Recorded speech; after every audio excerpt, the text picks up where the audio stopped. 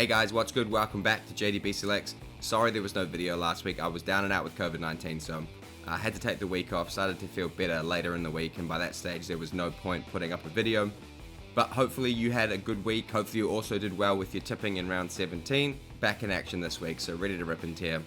We're also super close to 10,000 subscribers. If you are part of the 80% that watches these videos and aren't subscribed, what are you doing? Do yourself a favor, do me a favor, hit that subscribe button, leave a like on the video, get involved in the comments. I really appreciate all the support.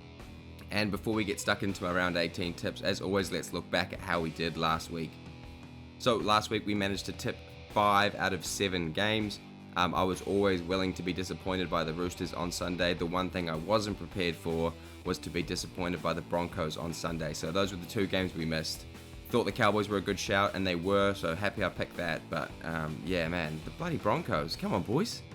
And if you don't know by now, we are running a subscriber tipping comp this season. All the details to join are shown on screen. There's almost 400 people in that comp. It's super fun, super tight at the top. And speaking of tight at the top, Jared 68, and still, baby, he's still atop the leader after 17 rounds. It's super tight up there. It's been chopping and changing all week. Obviously, upsets help that. But congrats to Jared 68 for being on top again. Good luck to everyone in the tipping comp with your tips this week. Let's get stuck into my personal tips for round 18.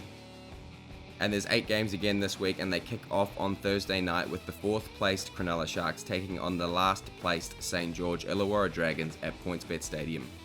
Starting first with the Sharks, Cronulla will be fresh off an 11-day turnaround with the bye, as well as a dominant 48-10 point demolition of the Bulldogs back in round 16. The big storyline heading into that game was how Nicho Hynes would perform after being completely dropped from the New South Wales Blues side for Origin 2, and boy did he deliver.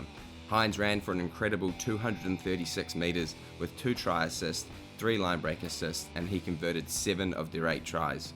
It was a feeding frenzy for the Sharks forwards, with Nikora, Wilton, Hamlin-Uele, Hazelton and Williams bagging meat pies, with the Sharks making the most of a 7-3 penalty count in their favour. It was another clinical performance from Cronulla against a bottom 8 side, but the real challenge for them now is emulating it against a top 8 side. Good news too is Toby Rudolph is expected to return to the side this week after overcoming a foot injury that has kept him sidelined since round 5. And as for the Dragons performance against the Warriors was disorganised and messy, much like all of their off-field issues, which ultimately resulted in an 18-48 thrashing. St. George looked lost on attack, never really threatening the Kiwis, and once again seemed disinterested and laboured in their approach, with only 2 players clocking over 100 run metres, and their lack of belief only compounding as the scoreline continued to get away from them. Things look set to get worse too, with Ben Hunt meeting with the Dragons board and staff today, and he is expected to be granted an early release from the club, which will leave a massive hole in an already sinking ship.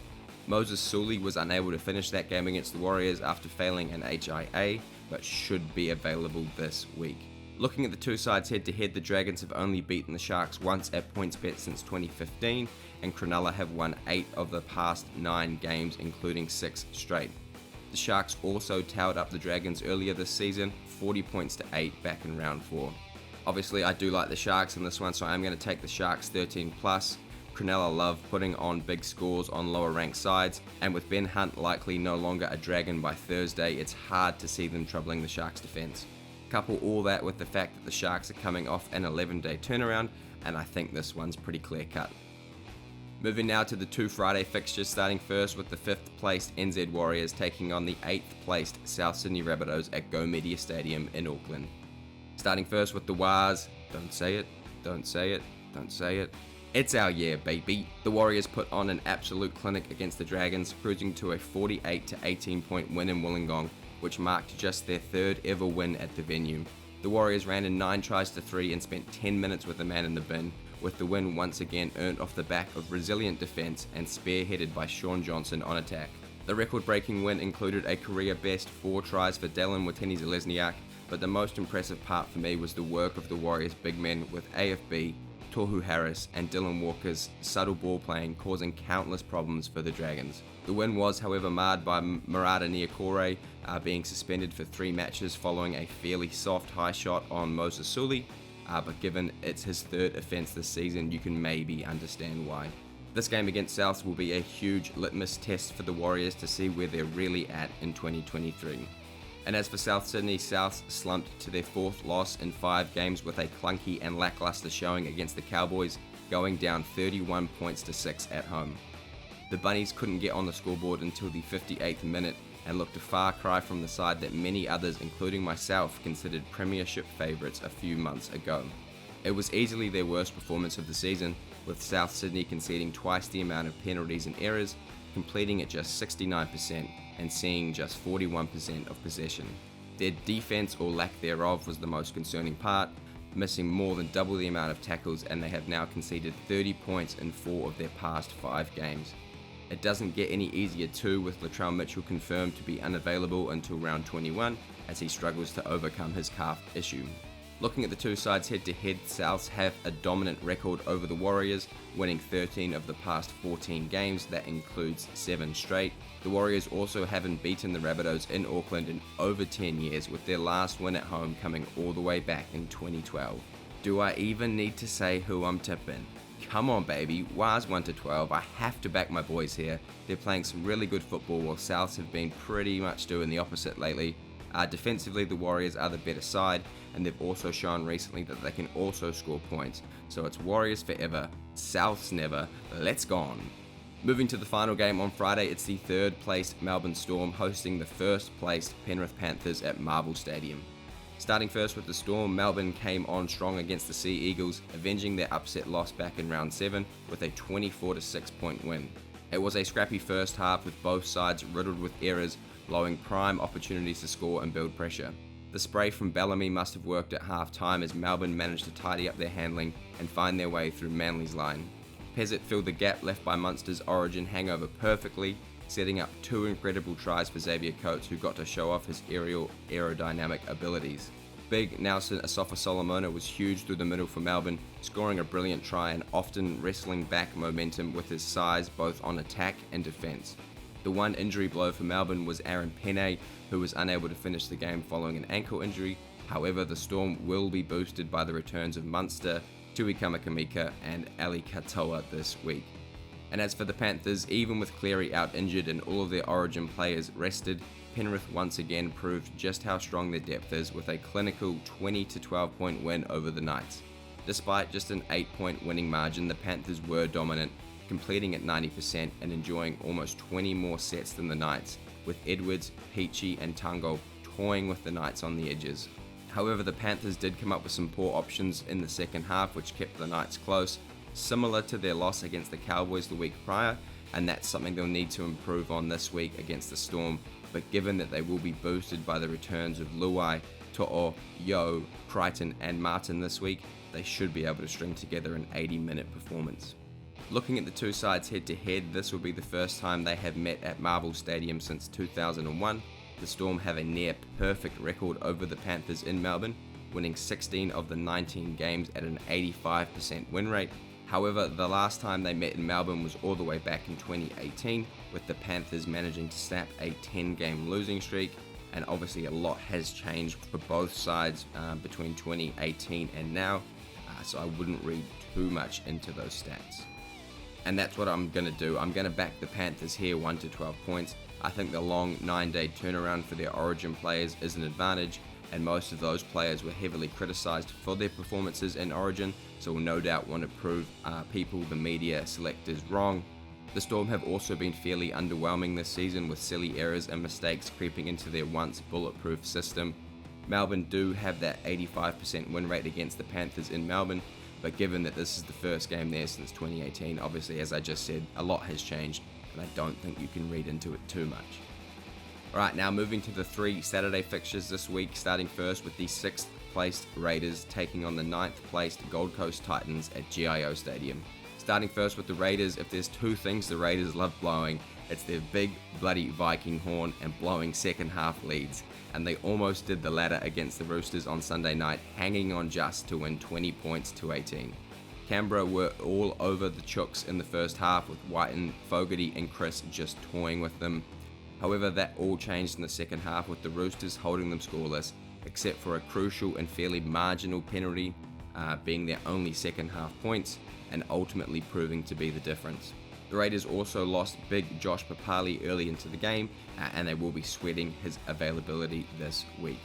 And as for the Titans, well, it's not often that after a coach is sacked that the interim coach gets to celebrate a win on debut, let alone against the competition leaders, but that's exactly what the Titans managed to do, knocking off the Broncos from the top spot with a gutsy 18-12 point win. Despite playing Origin on Wednesday, both David Fifita and Mo Fotuaika were dominant through the middle, and the win was made all the more impressive with captain Tino Fa'asuamaleaui omitted from the squad late.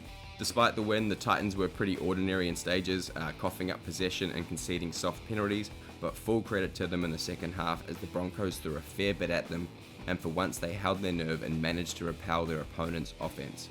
It does make you wonder though, right? If Justin Holbrook had been at the helm for one more week and they'd beaten the Broncos, would he still have been showing the door?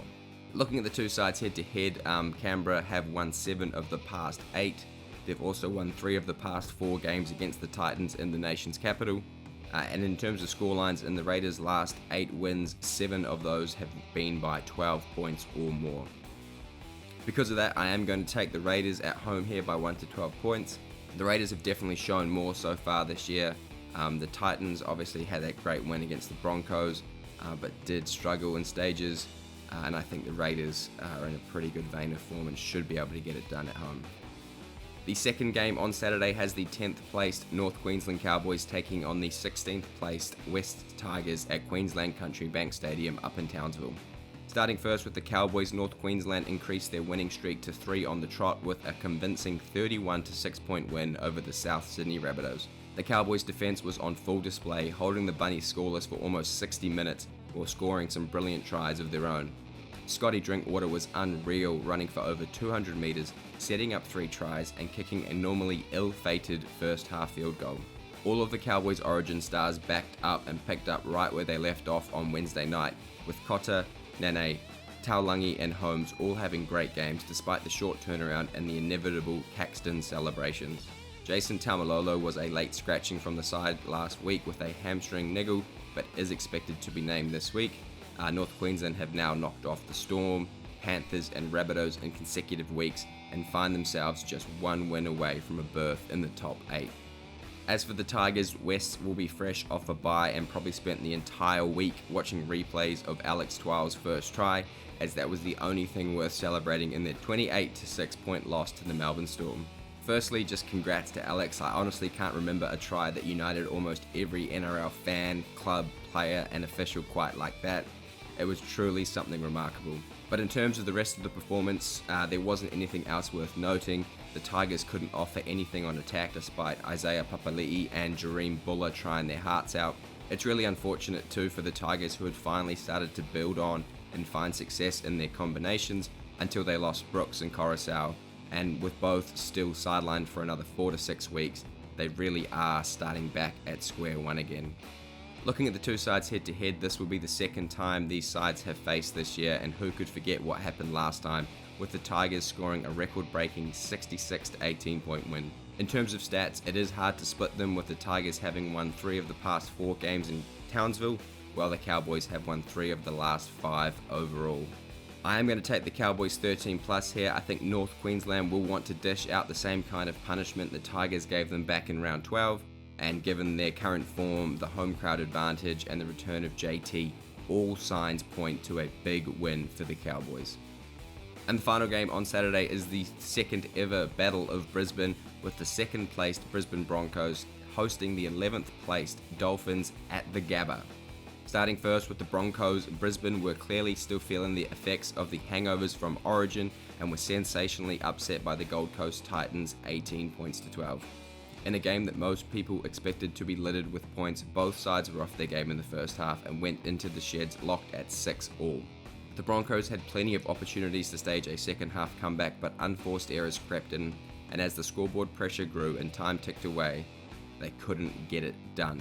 Reece Walsh, who had been near perfect in both Origin clashes, was guilty of trying to overplay his hand, coming up with almost half of the Broncos' total errors, and both Haas and Carrigan didn't have as big of an impact as they normally would. Kevy Walters was visibly angry with his side's performance and maybe having flashbacks to Brisbane's implosion at the end of last season that saw them miss out on the top 8 completely. And as for the Dolphins, the Finns were just 2 points shy of conceding 50 points for the second week in a row, getting embarrassed by the Parramatta Eels 20 points to 48. The Dolphins were completely blown away in the first half and found themselves behind by 38 points at halftime. And although they did end up winning the second half 16 points to 10, the game was well and truly over by that stage. Despite being boosted by the returns of O'Sullivan and Kaufusi, the Dolphins had no answer for the speed, power and offloads of Parramatta and couldn't earn any decent field position, with most of their tries coming from deep within their own end. Jeremy Marshall-King was a late admission last week, but should be named to play this week, which should also mean that Sean O'Sullivan slots back into the halves after playing at hooker last week. Looking at the two sides head-to-head, this will be the second meeting of these two clubs, with the Broncos winning the inaugural game back at Suncorp in round 4, 18 points to 12. I think you have to go with the Broncos here, so I am going to take the Broncos 13+. I think the Broncos will be keen to make a statement following last week's effort, and what better game to get up for than the NRL's newest rivalry. The Broncos are also in a really strong position at the moment with only one player in Kurt Capewell out injured, while the Dolphins are still down on troops with Milford, Lee, Wallace and Gilbert all unavailable. So Broncos 13+ for me. Right, and kicking off the two Sunday fixtures, we have the 5th placed Canterbury Bankstown Bulldogs taking on the 14th placed Newcastle Knights at Accor Stadium. Starting first with the Bulldogs, the Dogs will be fresh off their second bye of the season this week, but the week prior were put to the sword by the Cronulla Sharks 48 points to 10. Canterbury had no answers to the onslaught in the first 40, with the game essentially dead and buried at 30 points to 4 at halftime. The game highlighted just how important Matt Burton has become for that side, as they struggled to gain any field position or threaten on attack. Tavita Pangai Jr. was the only Bulldogs forward to cross the 100 metre mark, and their outside backs were ripped to shreds by Hines and the Sharks. Both Burton and Addo-Carr will be back on deck this week following origin duties, which should give the Dogs a decent chance to score more points, but until they can fix up their defensive edges, then they're still a fair way behind the upper levels and upper teams of the competition. And as for the Knights, even with Penrith resting their origin stars, Newcastle couldn't recreate the same kind of performance that saw them narrowly lose to the Panthers by 1 point back in round 7, instead getting comprehensively beaten 20 points to 12. Despite the relatively close scoreline, the Knights never looked to trouble the Panthers, and with their own worst enemies completing at just 62% and having only 43% of possession. Newcastle were battered through the middle and looked fairly fatigued early, with only 2 Newcastle forwards barely recording 100 run meters. Best, Young and Gagai all had shockers, combining for 12 of Newcastle's 14 total errors. It's fairly certain that Adam O'Brien will no longer coach the side in 2024, but maybe the club needs to pull the pin mid-season to get things going in the right direction sooner. Looking at the two sides head-to-head, Newcastle have won 3 of the past 4. This will be the first time they've met in Sydney since 2017, and the first game at Accor Stadium since 2014, in a game that the Dogs won 16 points to 12. Interesting game to tip with the Bulldogs fresh off the bye and Newcastle doing what Newcastle does, but I am going to back the Knights here by 1 to 12 points. I think when they're on, Newcastle are pretty fast and powerful on the edges, especially with Ponga swinging around at pace, and I think they will be able to get around the outside of the Dogs' edges. They will need to improve their handling and discipline though, but if they can do that, I think they can surely beat the Dogs. And the final game of round 18 has the 13th placed Manly Sea Eagles taking on the 12th placed Sydney Roosters at 4 Pines Park in Sydney. Starting first with the Sea Eagles, Manly were at their diabolical best against the Melbourne Storm, getting outclassed 24 points to 6. The Sea Eagles' performance was awful from start to finish, with drop ball after drop ball regularly turning over possession, and it was only Melbourne's equally poor handling in the first half that kept them close. It's now confirmed that Tommy Turbo will miss the remainder of the season after tearing his pec in Origin Game 2, but in good Trbojevic injury news, his brother Jake has been confirmed to make his return from a calf injury this week that's kept him sidelined since round 12. Coach Anthony Seibold has also confirmed that Ruben Garrick will be his first choice fullback over KO Weeks in Turbo's absence. And as for the Roosters, the Chooks suffered another loss, this time at the hands of the Raiders, going down 20 points to 18, despite giving the Raiders a late scare. The Roosters were all at sea in the first half with their attack looking slow, clunky and disjointed. Joey Manu was the only player to look threatening with ball in hand, scoring 2 of their 3 tries and almost scoring and setting up a couple others. I do feel really sorry for James Tedesco, who is clearly not at the level he needs to be or he should be, and he's currently getting torched for it in the media. The loss was also compounded by 3 big injuries to Jake Turpin, Angus Crichton and Egan Butcher. The Roosters will be sweating their fitness and they will be monitored this week. Looking at the two sides head to head, the Roosters have won 6 of the past 8. They've also won 4 of their last 5 games at 4 Pines Park. Oh wow, this is a horrible game to finish the round. Both sides fairly inconsistent and not in a good way so far this season. The stats do say to take the Roosters, but I'm going to go against the stats here and take the Sea Eagles at home by 1 to 12 points. Both sides are super unreliable, but Manly have proved that when they get it right, they can score points, whereas the Roosters haven't really shown that at all this season. I think the inclusion of Jake Trbojevic is huge too. He does so much of the hard stuff for that team, both on and off the ball, and being at home at 4 Pines Park should see them home. So, Manly 1 to 12. Wow, and just like that, after a week off, we're done again. Just quickly in summary, I am taking the Sharks 13+, the Warriors, Panthers, and the Raiders 1 to 12, Cowboys and Broncos 13+, and the Knights and Sea Eagles 1 to 12. Thank you as always for watching. Appreciate all of the kind messages this week, checking in on me as I was down and out sick. That really means the world to me. If you are still here and you are still listening, hit that subscribe button, leave a like on the video, drop your tips and margins in the comments. Good luck with your tipping, and I'll see you in the next one.